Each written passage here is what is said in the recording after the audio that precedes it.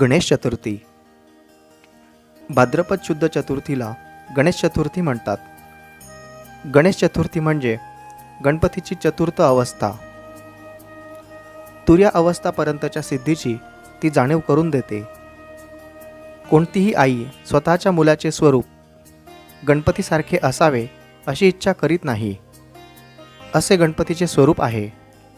आपल्या ऋषींनी गणपतीला खूप महत्त्व दिले आहे. प्रत्येक शुभ कार्यात त्याचे प्रथम पूजन होते. विवाहाच्या प्रसंगी, लक्ष्मीपूजनाच्या प्रसंगी किंवा कुठल्याही समारंभाला प्रथम गणपतीचे पूजन करतात. एक पौराणिक कथा अशी आहे की अजाणता गणपतीचे शिर कापून टाकल्यानंतर पार्वतीला संतुष्ट करण्यासाठी शंकराने आपल्या गणांना शिर शोधून आणण्यासाठी पाठवले आणि गणांनी हत्तीचे मस्तक आणले व गणपतीला लावले आणि त्याला सजीव केले. त्यापासून गणपती गजानन या नावाने प्रसिद्ध झाले. गणपती म्हणजे समूहाचा पती, म्हणजे नेता. गणपतीजवळ आंतरिक सौंदर्याचे वैभव आहे. गणपती हा तत्वज्ञानाची देवता व समाजाचा नेता आहे. तत्ववेत्ता व नेता यांच्याजवळ हत्तीचेच मस्तक असले पाहिजे. हत्ती हा सर्व प्राण्यात अधिक बुद्धिमान आहे. जीवनात बुद्धीची तेजस्विता व उदारता असली पाहिजे. हत्तीचे कान सुपासारखे आहे. सुपाचा गुण असा आहे की सूप फोलकटे फेकून देऊन स्वच्छ धान्य स्वतःजवळ ठेवते. बोलणे सर्वांचे ऐकावे, पण त्यातले सार ग्रहण करून बाकीच्या गोष्टी सोडून द्याव्या. मोठे कान उत्तम श्रवण भक्तीचे दर्शन आहे. गणपतीचे हत्तीसारखे बारीक डोळे आहेत. मानवी जीवनाला सूक्ष्म दृष्टी ठेवण्याची प्रेरणा देतात. मानवानेही स्वतःची दृष्टी ठेवली पाहिजे. हत्तीच्या डोळ्यात दीर्घदृष्टी पण आहे. हत्तीचे लांब नाक म्हणजेच सोंड दूरपर्यंत हुंगायला समर्थ आहेत. प्रत्येक गोष्टीचा गंध त्याला प्रथम आला पाहिजे असेही सोंड सुचवते. नेता व तत्ववेत्ता यांच्यात पण दूरदर्शीपणा असला पाहिजे. गणपतीला 2 सुळे आहेत. एक पूर्ण व दुसरा अर्धा तुटलेला असतो. पूर्ण सुळा श्रद्धेचा व अर्धा बुद्धीचा आहे. आत्मश्रद्धा व ईश्वरावर श्रद्धा पूर्ण असली पाहिजे.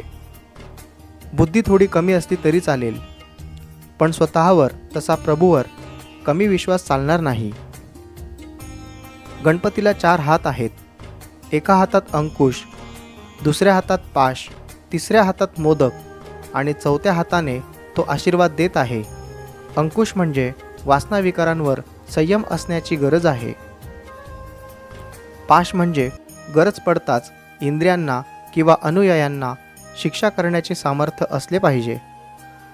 मोदक म्हणजे जो मोद देतो तो, ज्याच्यामुळे आनंद प्राप्त होतो, संतोष होतो. सात्विक आहार असला पाहिजे.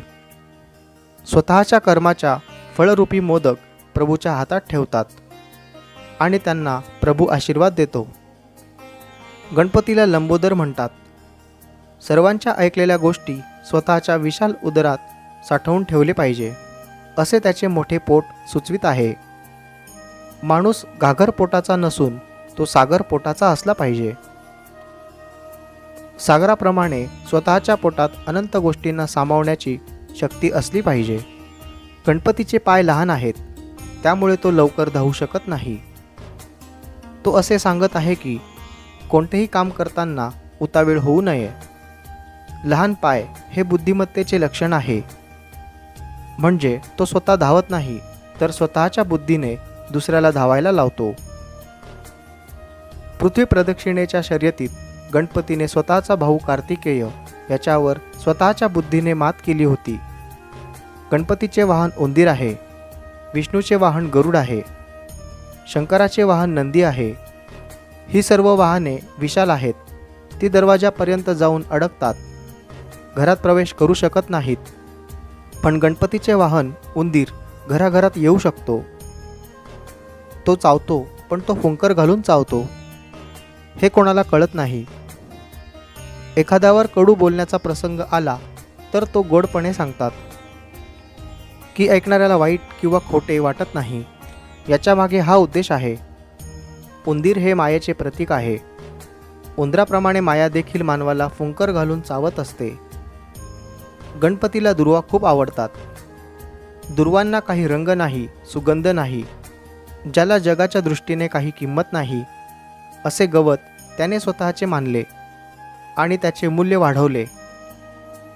आपणही असे कर्म प्रभूचरणावर प्रेमाने वाहिले तर ते त्याला आवडते. गणपतीला लाल फूल प्रिय आहे. लाल रंग क्रांतीचा सूचक आहे. गणपतीला आपण तांदूळ वाहतो. तांदूळाला संस्कृतात अक्षता असे म्हणतात. अक्षत म्हणजे जो तुटलेला नाही, जो खंडित नाही तर अखंड आहे.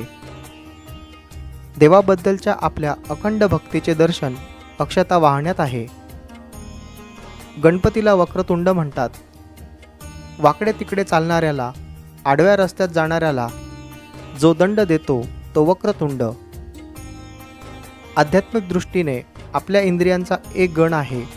हा गणांचा पती म्हणजे मन आहे. गणपतीला प्रथम पूजनाचा अर्थ असा आहे की मनाला कार्याच्या प्रारंभापूर्वी शांत व स्थिर करायचे.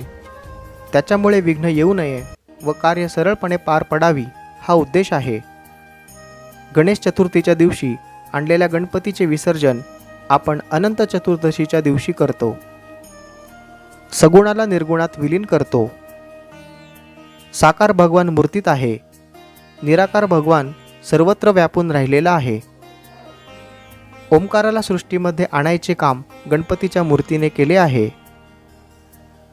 अकार म्हणजे गणपतीने घातलेले पद्मासन, उकार म्हणजे विशाल पोट आणि मकार म्हणजे त्याचे मस्तक. ध्येयमूर्ती, ज्ञानमूर्ती व मंगलमूर्ती. गणेश नेता व तत्ववेत्ता यांचे आदर्श रूप आहे. गणपती बाप्पा मोरया असे पण गणपतीला म्हणतात. मोरेश्वर नावाचा गणपतीचा मोठा भक्त होऊन गेला.